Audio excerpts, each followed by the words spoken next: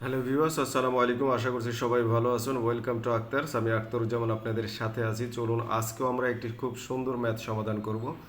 লক্ষ্য করুন, ত্রিকোণমিতির এই ম্যাথটি খুব রিপিটেডলি বিভিন্ন ধরনের প্রতিযোগিতামূলক পরীক্ষায় এসে থাকে। লক্ষ্য করুন, এখানে বলা হচ্ছে যে একটি বাড়ি 40 ফুট উঁচু। দেখুন, উচ্চতা বলা আছে 40 ফুট, আর এই একটি মইয়ের তলদেশ মাটিতে বাড়ির দেয়াল থেকে 9 ফুট দূরে রাখা আছে। একটু খেয়াল করুন, 9 ফুট দূরে রাখা আছে। উপরের মইটি বাড়ির ছাদ ছুঁয়ে আছে। তাহলে মইটি কত ফুট লম্বা, এই যে মইটির আর কি দৈর্ঘ্য কতটুকু, সেটি আমাদেরকে বের করতে বলা হচ্ছে। লক্ষ্য করুন, এই ধরনের ম্যাথটি করতে আমরা শর্টকাট সলিউশন করব। পরীক্ষার হলে ঠিক যেভাবে ঠিক সেভাবে আমরা এখানে সমাধান করার চেষ্টা করব। লক্ষ্য করুন, শর্টকাট সমাধান, শর্টকাট শর্টকাট সমাধান।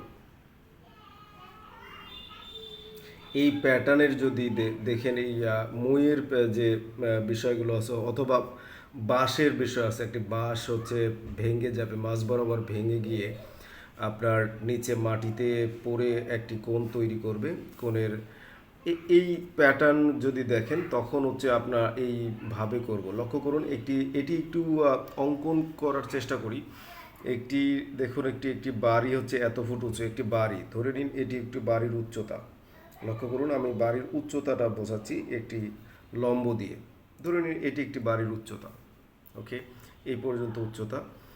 একটি মই রাখা হয় যে ছাদ, এইটি হচ্ছে ছাদ, তাহলে এটি হচ্ছে ছাদ ধরুন। তাহলে এই একটি মই রাখা আছে বাড়ির এই লক্ষ্য করুন, এখানে বলা হচ্ছে দেয়াল থেকে 9 ফুট, এটি হচ্ছে 9 ফুট। এই 9 ফুট দূরে এখানে মইটার মাটিতে, আর এটি হচ্ছে ছাদ বরাবর স্পর্শ করা আছে। তাহলে আমি এইভাবে মইয়ের ছবি একটি আঁকাতে পারি। এটি ধরুন একটি মই, তাহলে এটি মই হলো, আর এখানে এই দূরত্ব হচ্ছে 9। আর বলা আছে হচ্ছে এই উচ্চতাটা হচ্ছে আপনার কত, উঁচু হচ্ছে বাড়ি উঁচু হচ্ছে 40। তাহলে এটি আছে আর এটি আছে। এখন আপনার দেখুন, একটি 90 ডিগ্রি কোণ উৎপন্ন হয়ে গেছে এখানে।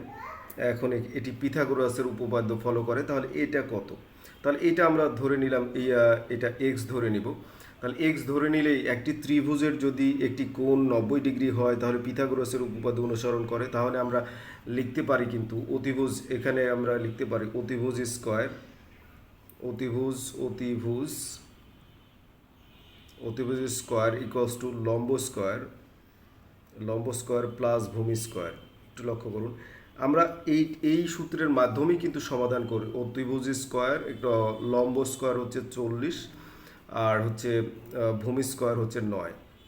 তাহলে এটির মাধ্যমেই কিন্তু আমরা সমাধান করতে পারবো। কিন্তু আমরা এটা করতে গেলে অনেক দেখুন, এই যে 40 স্কোয়ার আবার 9 স্কোয়ার করতে হবে।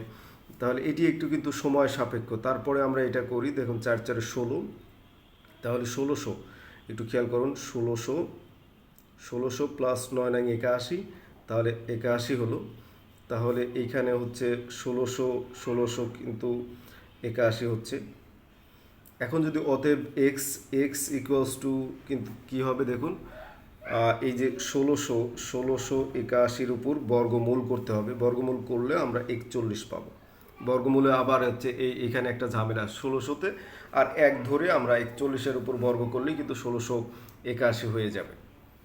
কিন্তু আমরা যেভাবে করব, একটু খেয়াল করুন, আমাদের একটা চার্ট মনে রাখবো। এই ম্যাথের জন্য একটি চার্ট মনে রাখবো। চার্টটা একটু খেয়াল করুন, চার্টটা খেয়াল করলেই হবে। 1 নম্বর চার্টটা হচ্ছে আপনার, এটি হচ্ছে একটি হচ্ছে 3, এই রেশিওতে হবে। ম্যাক্সিমাম দেখবেন যে এই প্যাটার্নের ম্যাথটা এই রেশিও হবে 3 4, আর হচ্ছে এখানে 5। আর 2 নম্বর মনে রাখবো হচ্ছে এখানে 5, এখানে 12, আর হচ্ছে এখানে 13, এটি মনে রাখবো। আর 3 নম্বর একটু খেয়াল করুন, এখানে 7, তাহলে এখানে 24, আর এখানে হচ্ছে 25, এটি মনে রাখবো। এরপরেরটা দেখুন, 4 নম্বর মনে রাখবো হচ্ছে 9, আর এখানে হচ্ছে আপনার 40 41 মনে রাখবো। একটা জিনিস খেয়াল করব, দেখুন এখানে প্রায় আমি নিয়েছি 1 বাদে 9 পর্যন্ত, 10 পর্যন্ত বিজোড় সংখ্যা নিয়েছি। 1 বাদে 10 পর্যন্ত বিজোড়, 3 5 7 9। এটির বর্গ করলে যা হয়, 3-এর উপর বর্গ করলে দেখুন 9 হয়। এই 9কে 1 পার্থক্য করে 2 ভাগে বিভক্ত করে দেবো। 4 5 9, 5 5 25, 12 13-তে 25, 7 7 49, 24 25 49, 4 9 9 81, 40 41 আপনার 81। এভাবে এই অনুপাতে দেখবেন যে এর মধ্যেই ঘুরে ফিরে এটি যদি আমরা মুখস্থ করি, যেমন এটি হচ্ছে 4 নাম্বার, এখানে এটার উত্তর আমরা এই যে খ উইল বি দ্য আনসার। তাহলে এটি মনে রাখলে, এই চার্টটা যদি আমরা মনে রাখি, তাহলে এই প্যাটার্নের ম্যাথ, এই ত্রিকোণমিতির এই প্যাটার্নের ম্যাথ 90% ম্যাথই কিন্তু আমার দেখার সাথে সাথে উত্তরে এসে যাবে। আজকে এই পর্যন্ত রাখছি। আল্লাহ হাফিজ ফর টুডে। আসসালামু আলাইকুম।